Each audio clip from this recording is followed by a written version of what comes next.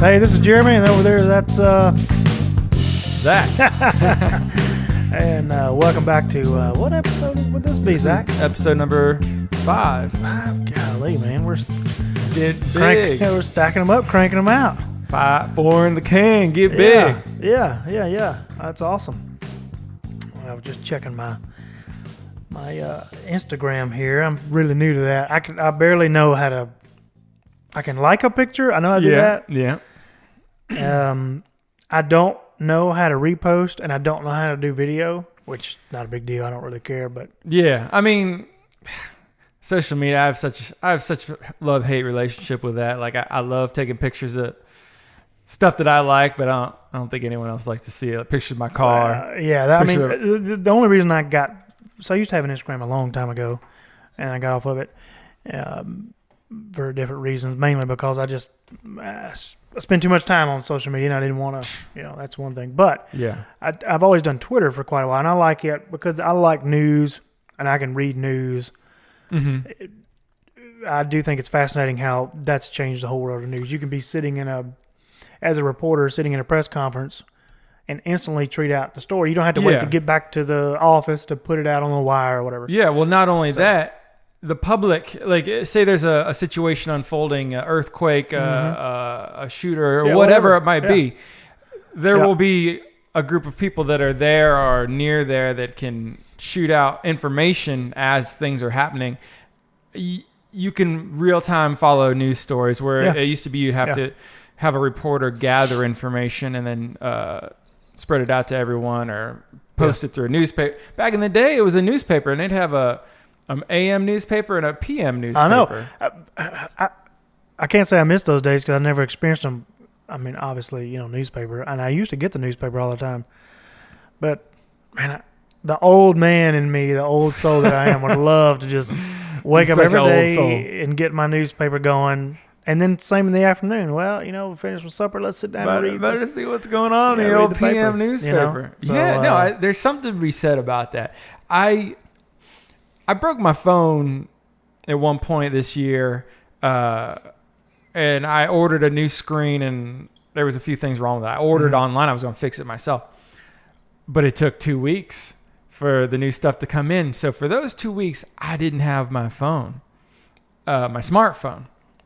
Actually, I didn't have any phone. And the first day, I was just jittery. Like, it was like I was an addict that didn't have his drugs. Yeah. And I would reach for it. Oh, yeah. I'd reach for my pocket. And I didn't have anything in my pocket. But let me tell you this. After the first 24 hours or so, I felt so good and relaxed and calm, and just it was like I was on a high because I wasn't on my smartphone. I wasn't addicted to it.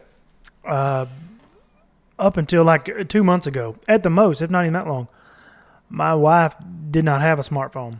She always had a flip phone, and that was her reason. She said, I don't want to get to a point to where I'm so dependent. Mm-hmm. She calls my phone my lovey.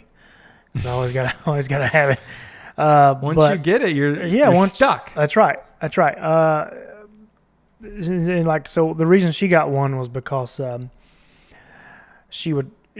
happened 4 or 5 times, if not more than that. She would call me not knowing where she was, like the Garmin on the car. If she was going somewhere, the Garmin's not always up to date or whatever. Mm-hmm. Yeah.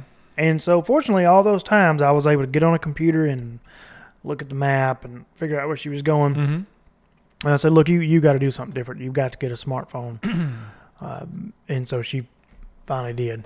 But back to social media, like it's interesting that people want to, number one, only communicate that way. I kind of find that to be the case.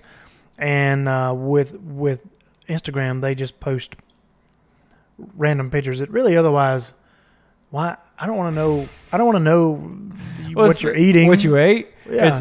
It's 1,000 pictures of your kid. Yeah.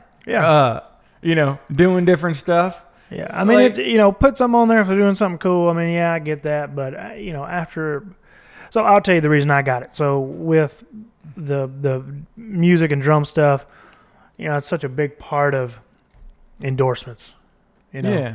And so some of the companies that I work with and that I have talked with about beginning a professional relationship with, that's part of the thing is you got to have a good social media presence. Well, In the days, and I'm not that kind of guy, really. I'm not into, I mean, I like to read the news in Twitter, and I post things. I'm not going to say I don't, but with Instagram, I find myself, I have this urge to post something, even though I don't want to. Like I need to, because that's what you do apparently. Yeah. But so I'm making a conscious effort to not post stuff that's like mundane. Yeah. Well, I mean, it's hard not to. I'll take 1,000 pictures of my car and post it. And no one cares. Yeah. Like there's gonna be, we've been off tour since I opened this Instagram up, which has been 2 weeks. So we go back on the road this coming weekend, and there'll be pictures of the drums and whatever. Yeah, because partly that's what I'm supposed to. But it's like nobody. Here's the thing. Really Here's the thing. That? So we say that, but there are people that are interested in cars and drums. And because I follow people, but you don't know them. Like yeah. Like people will like your stuff that. But I think there's a difference here. You'll post pictures of something that you find interesting, and you want to share it, and I think there's nothing wrong with that. No. But I think social media has developed a culture to where people have to feel, what's the word I'm looking for? They're vindicated in a way, or well, they show their best self, but it's not really them. It's not their real life. On your social media, you put out like, today I went to the Grand Canyon. They seek approval is what I'm trying to say. Like I got to post this. And then depending on how many likes I get dictates the kind of day I'm going to have. I feel like that's how people do it. It's like they've found it releases dopamine just like any kind of drug. When you get a little red, check mark or whatever social media thing it might be, it's a little reward and it makes your dopamine go ping. I guess because in your mind it makes you more famous. You're verified in front of your verified peers. is a whole. Well, I know it is. And that's a whole other thing, and that's not a whole other topic. That's not what I mean by it. What I do mean by it is saying if I post this, and all these people like it, that makes me that much cooler. If I post something and only 4 people like it, I'm not so cool. You don't feel great. Well, I don't feel good. There's actually a South Park episode about that, about like having one friend and then getting too into the fact that somebody liked your post. Another thing that happens with people on social media is everyone's putting out this caricature of their life.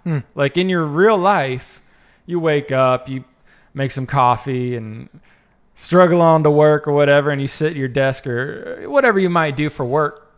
And there's a lot of, I could compare it to being a touring musician on the road. Okay. Where you play a show and it's this big extravaganza and loud and lights and smoke. Everybody thinks it's awesome. And everyone thinks it's amazing. Yeah. And that's what they see. That's the Instagram picture. But then you go back to real life and it's get on this plane, wake up at 4 o'clock, sit in the bus for hours. Yeah.